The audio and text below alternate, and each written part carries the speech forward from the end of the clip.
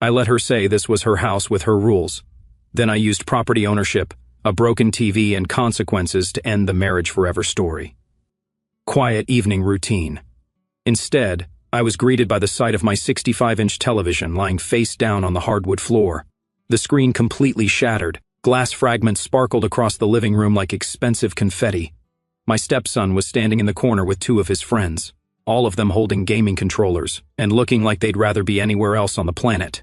The kid was 16, old enough to know better, old enough to take responsibility for his actions. "What happened here?" I asked, keeping my voice level as I surveyed the damage. Before he could answer, my wife came charging out of the kitchen like she was ready for battle. "It was an accident," she announced, crossing her arms defensively. The boys were playing and the controller slipped out of his hand. I looked at the television, then at the distance between the couch and where it had been mounted on the wall. The physics didn't add up. A controller slip caused a mounted television to fall. "Yes, that's exactly what happened," she said, her tone getting sharper. "And before you start with your lectures, I want to make something very clear." Her son shifted uncomfortably, but she was just getting started. She stepped closer to me, her voice rising. "This is my house. These are my rules. And these are my kids. You don't get to interrogate them like they're criminals." I felt something cold settle in my chest. "My house. My rules." "That's right," she said, lifting her chin defiantly. "I've been living here for 3 years now, and I'm not about to let you turn this place into some kind of military boot camp just because a little accident happened." The two friends were now staring at the floor, clearly wishing they could disappear. My stepson was looking everywhere except at me. But my wife, she was doubling down. "Kids break things," she continued. "That's what kids do. And if you can't handle that basic fact about family life, then maybe you need to adjust your expectations. Or find somewhere else more suited to your controlling personality." I looked around the room slowly. The house I bought 5 years ago, the mortgage I'd been paying alone for 2 years before she moved in, the insurance, the taxes, the utilities, all in my name, all paid from my account. "So let me make sure I understand," I said quietly. "This is your house with your rules for your kids, and I should just accept whatever happens and keep quiet about it." "Finally, you're getting it," she said with satisfaction. "I'm glad we could clear that up." Her son mumbled something about being sorry, but she immediately cut him off. "You don't need to apologize for an accident. These things happen." I nodded slowly, pulling out my phone to take pictures of the broken television from several angles. "You're absolutely right about one thing," I said, my voice calm and measured. "Rules are very important in a house." She looked pleased, thinking she'd won. "I'm glad you finally understand." "Oh, I understand perfectly," I replied, already planning my next move. "In fact, I think it's time we both got very clear about exactly whose rules apply in whose house." The satisfaction on her face flickered slightly, but she held her ground. "Good.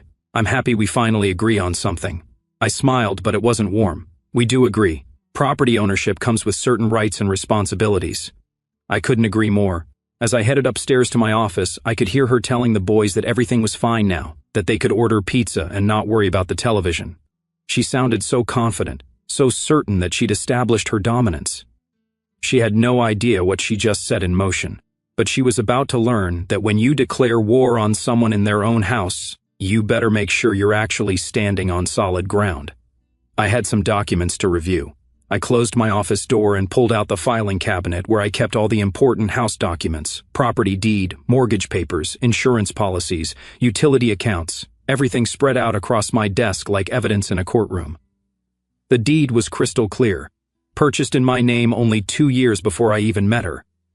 The mortgage, same story. Every single bill, every tax payment, every insurance premium, all traced back to one name, and it wasn't hers. I photographed each document with my phone, creating a digital backup of what I already knew. She could claim ownership all she wanted, but legal reality had a way of cutting through emotional declarations.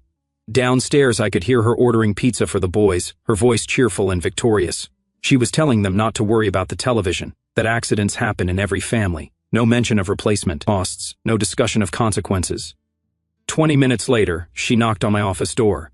"Dinner's here," she announced, like nothing had happened. I joined them at the dining room table, watching as she served pizza to her son and his friends like she was hosting a celebration. The broken television was already forgotten, apparently.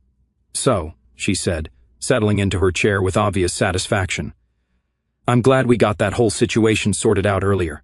It's important that we're all on the same page about how this household works." Her son was staring at his pizza, still uncomfortable. The friends were eating in silence, but she was riding high on what she thought was her victory. "I know it might take some adjustment," she continued, looking directly at me. "But every blended family goes through these growing pains. The important thing is establishing clear boundaries about parental authority." I took a bite of pizza and nodded. "Boundaries are definitely important." "Exactly," she said, warming to her theme. "I can't have you undermining my parenting decisions or making my kids feel unwelcome in their own home. They need to feel secure here." "Their own home," I repeated thoughtfully. "That's right. This is their home now, just as much as it's ours. And home should be a place where kids can be kids without walking on eggshells every time something gets broken." One of the friends glanced up at her, then at me, clearly sensing the undercurrent of tension despite her cheerful tone. "I mean, let's be realistic," she continued. "A television can be replaced, but if a child grows up feeling like they can't make mistakes, like they were constantly being judged and criticized, that does permanent damage." I set down my pizza slice and looked at her steadily. "So, your position is that there should be no consequences when valuable property gets destroyed?" "My position," she said firmly, "is that natural childhood accidents shouldn't be treated like criminal acts, and I won't have my children made to feel guilty for being children." "Natural childhood accidents," I said. "Is that what we're calling it?" Her jaw tightened. "Yes, that's exactly what we're calling it, because that's what it was." I glanced at her son, who was now looking even more uncomfortable. "What do you think happened?" Before he could answer, she cut in sharply. "We already discussed what happened. The conversation is over. I was asking him." "And I'm telling you, the conversation is over," she said, her voice rising. "You don't get to interrogate my child at the dinner table." The room went completely silent. Even the friend stopped chewing. I leaned back in my chair, studying her face. "So, to summarize, this is your house with your rules for your kids. Expensive property can be destroyed without consequences, and I'm not allowed to ask questions about it." "Now, you're being dramatic," she said dismissively. "I never said you can't ask questions. I said you can't interrogate children like you're running some kind of police station. And if I don't like these arrangements," she shrugged, but there was steel in her voice, "then maybe you need to find a living situation that's more compatible with your expectations, because this is how families work in the real world." I nodded slowly, taking another bite of pizza. "You know what? You're absolutely right." She blinked, clearly not expecting that response. "Property rights are fundamental," I continued, "and you're correct that the person who owns a house gets to make the rules for that house." She looked pleased but wary. "I'm glad you're finally seeing reason." "Oh, I'm seeing everything very clearly now," I said, finishing my slice. "In fact, I think it's time we both started being very precise about exactly who owns what around here." The smile faded from her face. "What's that supposed to mean?" I stood up from the table. "It means tomorrow we're going to have a much more detailed conversation about property ownership and house rules. But tonight, I think I'll let you enjoy your pizza in peace." As I headed back upstairs, I could hear her trying to restart the cheerful conversation with the boys, but the confidence was gone from her voice now, replaced by something that sounded suspiciously like uncertainty. She wanted to talk about house rules and property rights. Perfect. Tomorrow she was going to get a very thorough education on both subjects. The next morning, I waited until everyone left for work and school before putting my plan into action. I had taken the day off, telling my boss I had some urgent home matters to handle. That wasn't a lie. First stop was Best Buy. I walked straight to the premium television section and picked out a 75-inch model with all the latest features. More expensive than the one that got broken, but I figured if I was making a point, it might as well be a good one. "This is a beautiful choice," the salesman said as I arranged delivery for that afternoon. "Your family's going to love this." "Oh, it's not for the family," I replied. "This one's going in my bedroom." Next, I drove to Home Depot and picked up a heavy-duty wall mount and an electronic lock system designed for securing valuable electronics, the kind they use in hotels to prevent theft. By 3 o'clock, I had everything installed. The new television was mounted securely on my bedroom wall with a digital lock that only I knew the code to. I tested the system twice to make sure it was working perfectly. Then I went downstairs and removed every trace of the old television setup from the living room. The broken pieces went in the trash. The cables got stored in the garage, and the entertainment center got pushed against the wall. The living room looked strangely empty without the focal point everyone was used to. At 4:30, my stepson came home from school first. I heard him drop his backpack by the door, then go silent. A few seconds later, he called out nervously, Where's the television?" "There isn't one," I replied from the kitchen where I was calmly making myself coffee. He appeared in the doorway looking confused. "What do you mean there isn't one?" "I mean exactly what I said. There's no television in the living room anymore. But where did it go?" I took a sip of coffee and looked at him steadily. "Well, the old one got broken yesterday, so I got rid of it." "Okay, but where's the new one?" "There is a new one," I said. "It's in my bedroom." His eyes widened. "Your bedroom? Why would you put the television in your bedroom?" "Because it's my television, and I decided I wanted it in my room." He stared at me like I was speaking a foreign language. "But what are we supposed to watch?" I shrugged. "That's not really my problem to solve, is it?" 20 minutes later, my wife came home from work. I heard her heels clicking across the hardwood floor, then stopped abruptly. The silence stretched for a long moment before she called out sharply, "What happened to the living room?" I walked out to meet her, still holding my coffee cup. She was standing in the middle of the empty space, looking around like she was trying to solve a puzzle.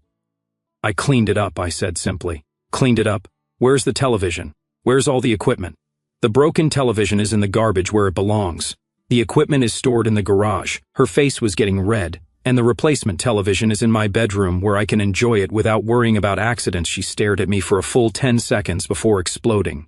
"Are you out of your mind? You can't just move the family television to your bedroom." "Why not? It's my television. It's the family television. It belongs in the family room." I set my coffee cup down on the kitchen counter. "Actually, let me correct something there. Yesterday you made it very clear that this is your house, with your rules for your kids. So I decided to follow that logic. What are you talking about?" "Well, if this is your house with your rules, then you can handle providing entertainment for your family. I'll handle entertainment for myself." She looked like someone had slapped her. "That's not... You can't just what? Make decisions about my own property?" "I thought we established yesterday that property owners get to make the rules." "You're being ridiculous." "Am I? Yesterday, when your son broke an expensive television, you told me that accidents happened and I should just accept it. You said this was your house and I needed to adjust my expectations. So, I adjusted them." Her son had been hovering in the hallway, listening to every word. Now, he spoke up hesitantly.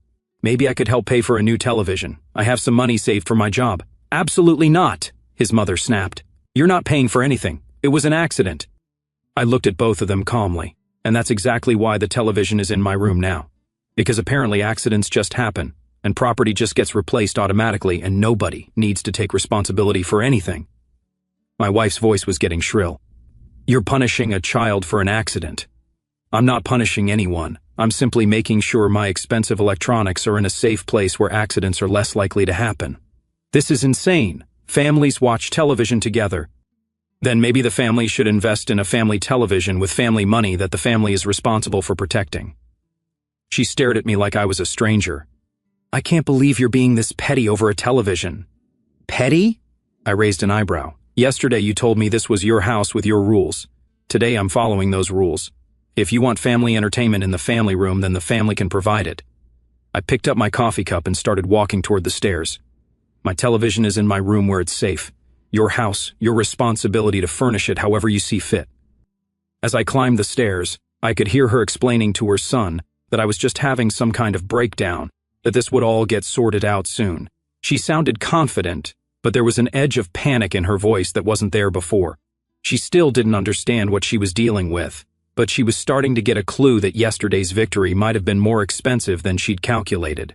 For the next 3 days, my wife tried different tactics to get me to move the television back downstairs. First came the guilt trips about family togetherness. Then the accusations that I was being controlling and manipulative. When those didn't work, she switched to the silent treatment, which honestly made the house more peaceful. But she wasn't done testing boundaries. Not even close. Thursday evening, I came home to find her in the kitchen, looking unusually cheerful. That should have been my first warning sign. "I invited my parents for Sunday dinner," she announced without looking up from her phone. "They haven't been over in a while, and I thought it would be nice to have a family meal together." I poured myself a glass of water and leaned against the counter. "You invited them to my house without asking me." "It's my house too," she said quickly. "And they're my parents. I don't need permission to invite my own family for dinner." "Interesting perspective," I said. "What time are they coming?" She seemed surprised that I wasn't objecting. Around 3 o'clock, I'm making pot roast in my kitchen, with groceries bought with whose money? Her jaw tightened. We share expenses, do we? Let me know how much you're planning to contribute to this dinner party, and I'll make sure there's enough in the grocery budget. She turned to face me fully. You're really going to nickel and dime a family dinner? I'm really going to follow the property ownership rules that you established earlier this week. Sunday arrived and I spent the morning in my office getting some work done while she prepared her elaborate meal downstairs. Around 2:30, I came down to get some coffee and found her setting the dining room table with my good china. Nice dishes, I commented. I wanted everything to look special, she said, arranging flowers in the centerpiece. Those are beautiful dishes. I remember buying them. She paused with a wine glass halfway to the table. What's your point? No point. Just admiring my dishes on my dining room table in my house. At exactly 3 o'clock, her parents arrived. I greeted them politely at the door, took their coats and made small talk while she finished in the kitchen. They seemed pleased to see me, asking about work and commenting on how nice the house looked. Dinner started pleasantly enough. The pot roast was actually pretty good, and her father was telling stories about his fishing trips. But I could see my wife getting increasingly tense as the meal progressed without incident. Finally, she decided to bring up the elephant in the room. You know, she said, refilling her mother's wine glass, we've been having some challenges lately with blending our family dynamics. Her mother looked sympathetic. Oh, that's completely normal, honey. All couples go through adjustments. It's more than adjustments, my wife continued, glancing at me. It's about respect and understanding what it means to be a family. Her father put down his fork. Problems with the boy, problems with boundaries, she said pointedly, and unrealistic expectations about children. I continued eating my pot roast, saying nothing. What kind of expectations? Her mother asked. My wife launched into her version of the television incident, painting it as a minor accident that I'd blown completely out of proportion. She described my response as extreme and punitive, explaining how I'd moved the family television to my bedroom like some kind of tyrant. He's treating my son like he's some kind of criminal, she concluded, over an accident that could happen to anyone. Her parents exchanged glances. Her father cleared his throat. Well, son, he said to me, kids will be kids. They break things sometimes. That's just part of having a family. I understand that perspective, I replied calmly, so maybe it's time to move past this and get the family television back where it belongs, he continued. A man provides for his family. He doesn't punish them for being human. My wife looked triumphant. Her mother nodded approvingly. You know, her mother added, a real man protects and provides for his family unconditionally. That's what marriage means. I set down my fork and looked around the table. That's interesting advice. Let me ask you something. Whose name do you think is on the deed to this house? The question caught them off guard. Her father frowned. What kind of question is that? A simple one. This house we're sitting in, eating this meal, having this conversation about family obligations. Whose name is on the legal ownership documents? My wife's face was getting red. That's not relevant. Oh, it's very relevant, I interrupted. Because you've all spent the last 20 minutes explaining to me what a real man does in his own house. So, I'm curious who you think actually owns this house. Her mother looked confused. Well, you're married, so you both. No, I said quietly, not both, just me. I bought this house 2 years before I met your daughter. The deed, the mortgage, the insurance, the taxes, all in my name, paid with my money. The silence stretched uncomfortably. Every month I pay the mortgage on this house. I pay the property taxes. I pay for the utilities, the maintenance, the repairs. Your daughter contributes, occasionally to groceries. Her father's face was getting darker. Now you listen here. No, you listen, I said, my voice still calm but with steel underneath. You came into my house, ate food I paid for, off dishes I bought, and lectured me about what a real man does. So let me tell you what this real man actually does. I stood up from my chair. This real man works 50 hours a week to pay for this house. This real man pays every bill that keeps the lights on and the heat running. This real man bought every piece of furniture you're sitting on and every dish you're eating from. My wife looked like she wanted to disappear under the table. And when expensive property gets destroyed in this house, I continued, this real man expects some accountability, not lectures about unconditional providing. Her father stood up too, his face flushed. You ungrateful. Ungrateful? I laughed. To whom? For what? I'm providing a home for your daughter and her son.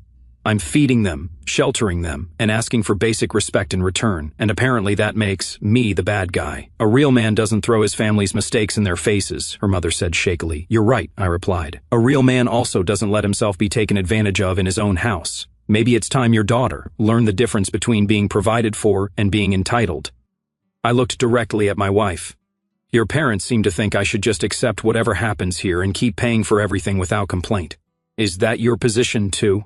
She couldn't meet my eyes. You're embarrassing me in front of my family. I'm stating facts in my own dining room. If those facts are embarrassing, maybe the problem isn't with me.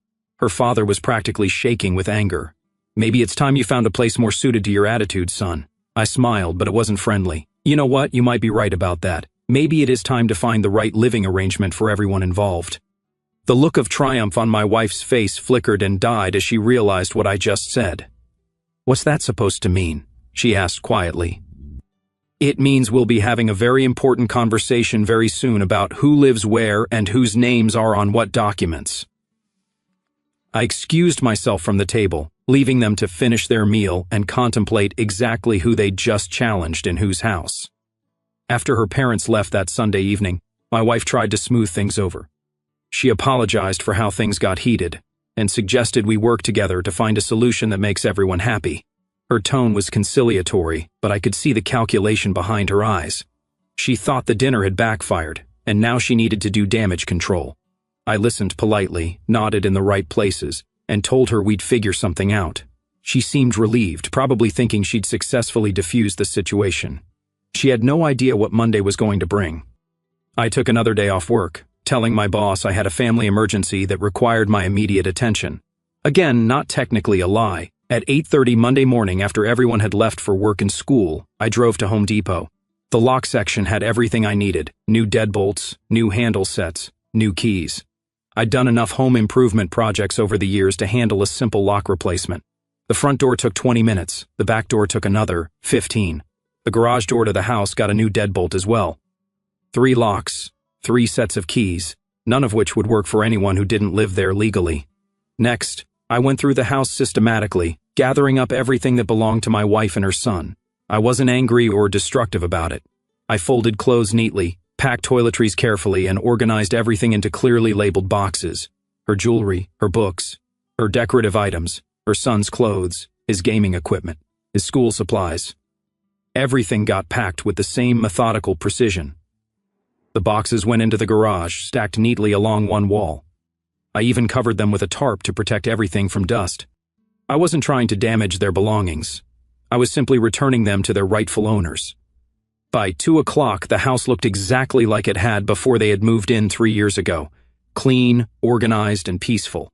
At 3:15, I heard a car pull into the driveway. My stepson's voice came through the front door, muffled but confused. Mom, my key isn't working. I heard him trying different keys, then jiggling the handle. A few seconds later, my wife's voice joined his, sharp with irritation. It's not working either. None of the keys work. My phone started ringing, her number on the display. What did you do to the locks? She demanded without preamble. I changed them, I replied calmly. Why can't I change the locks? I live here. Actually, I can change the locks. It's my house. You can't lock us out of our own home. I walked to the front window and looked out at them standing on the porch. She was holding her phone with one hand and trying her key again with the other, like maybe it would work if she just kept trying. It's not your home, I said. That was made very clear yesterday when your father suggested I find somewhere more suited to my attitude. He didn't mean, you can't seriously be doing this. Your parents spent 1 hour in my dining room explaining that I should provide unconditionally while accepting whatever treatment you decide to dish out. So I decided to take their advice about finding a more suitable living arrangement. For us or for you, that depends entirely on your attitude adjustment. I could see her through the window, pacing back and forth on the porch while her son sat on the steps looking defeated. You can't just lock us out. I'll call the police. Go ahead, I said calmly. When they get here, I'll show them the deed with my name on it, the mortgage statements in my name, and the utility bills in my name. Then they'll explain to you how property ownership actually works. This is illegal. You can't just evict someone without notice. I'm not evicting anyone. You're free to live anywhere you want. You just can't live in my house anymore unless we reach a new understanding about respect and responsibility. Her voice was getting higher, more panicked. Where are we supposed to go? Remember what you told me last week? If I didn't like the arrangements, I should find somewhere more compatible with my expectations. Well, now you get to find somewhere more compatible with yours. What about our stuff? Your belongings are safely packed and stored in the garage. Everything's organized and protected. When you figure out where you're staying, I'll make sure you get everything. This is insane. You can't just throw your family out on the street. I sat down in my recliner and put my feet up. I'm not throwing anyone anywhere. Your father made it very clear yesterday that maybe it was time for me to find a place more suited to my attitude. So, I did. I'm staying right here in my house with my attitude. That's not what he meant. Then maybe you should have been clearer about what authority he thought he had to make suggestions about my living arrangements. The line went quiet for a moment. I could see her through the window, clearly trying to think of a different approach. Look, she said, her voice suddenly softer. Let's just talk about this like adults. Open the door and we can work this out. We tried talking like adults last week. You declared this was your house with your rules. Yesterday your parents backed you up on that position. Today you get to live with the consequences of that position. I was upset about the television. People say things when they're upset. People also live with the consequences of the things they say when they're upset, especially when they double down on those things for a week afterward. I heard a car door slam outside. Through the window I saw her marching toward the street, phone pressed to her ear, calling the police just like she'd threatened. This was about to get very interesting. 20 minutes later, 2 police officers knocked on my door. I opened it calmly, invited them in, and offered them coffee while my wife stood behind them on the porch, looking vindicated. Sir, we got a call about a domestic dispute, the first officer said. Your wife says you changed the locks and won't let her in the house. That's correct, I said. Would you like to see the property documentation? I walked to my office and returned with the deed, mortgage statements, and insurance papers. The officers examined them carefully while my wife watched from the doorway, her confidence starting to waver. Ma'am, the second officer said, your name isn't on any of these documents, but I'm his wife. I've been living here for 3 years.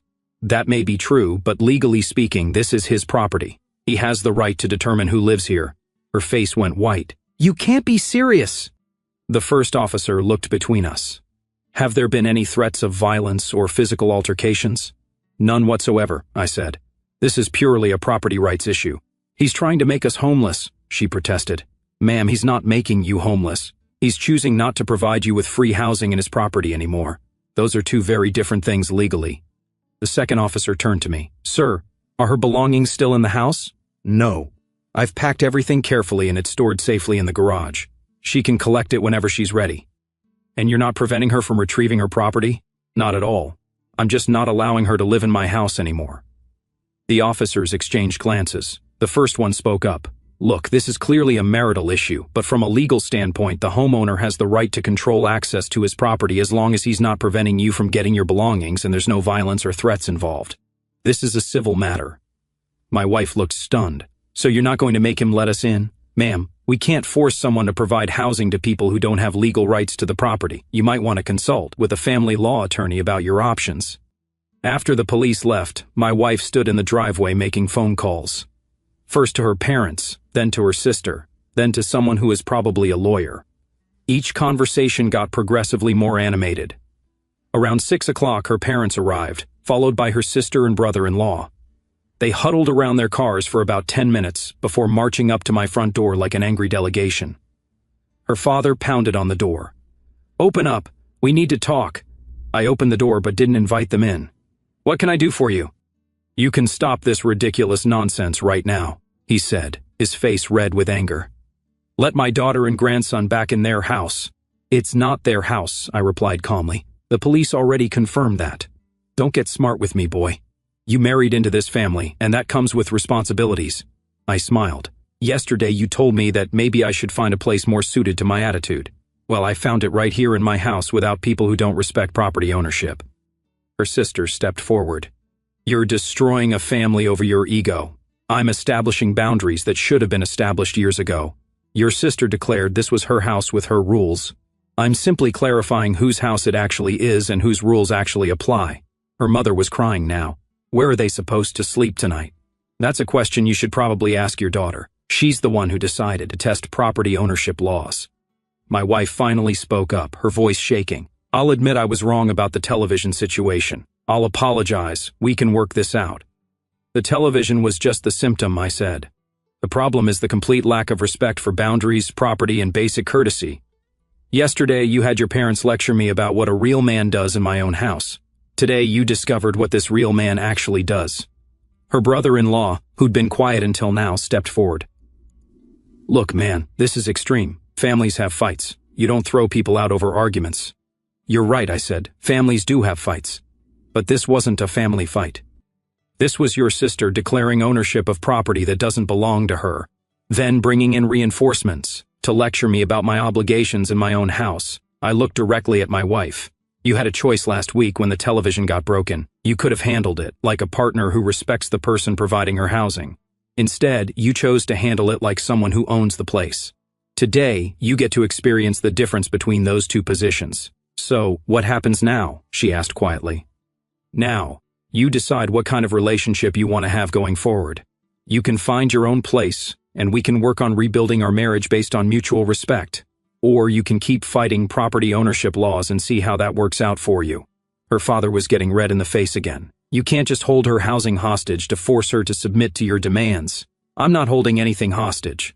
I'm simply not providing free housing to people who disrespect me in my own home. She's free to make her own housing arrangements just like any other adult. And what about the boy? Her mother asked, through her tears. I looked at my stepson, who'd been standing quietly behind the adults looking embarrassed by the whole situation. What about you? I asked him directly. Do you think destroying someone's expensive property should have consequences? He glanced nervously at his mother, then back at me. I mean, yeah, I should have been more careful. And do you think the person who pays for housing gets to set rules about respecting property? I guess so. My wife shot him a sharp look. Don't answer his questions. Why not? I asked. He's old enough to understand basic concepts like responsibility and respect. Maybe if those concepts had been taught earlier, we wouldn't be having this conversation. I stepped back and prepared to close the door. You all have some decisions to make. When you're ready to discuss mutual respect and appropriate boundaries, you know where to find me. Until then, I'll be enjoying the peace and quiet of my house with my rules. As I closed the door, I could hear her father starting to shout again, but her sister was telling him to calm down. Through the window, I watched them argue among themselves for another 10 minutes before finally getting in their cars and leaving. My wife was the last to go, standing alone in the driveway, staring at the house she'd thought was hers. She pulled out her phone and made one more call, probably arranging somewhere to stay for the night. As her car pulled away, I poured myself a drink and sat down in my living room. The house was quiet, clean, and completely under my control for the first time in 3 years. She'd wanted to establish whose house this was and whose rules applied. Mission accomplished.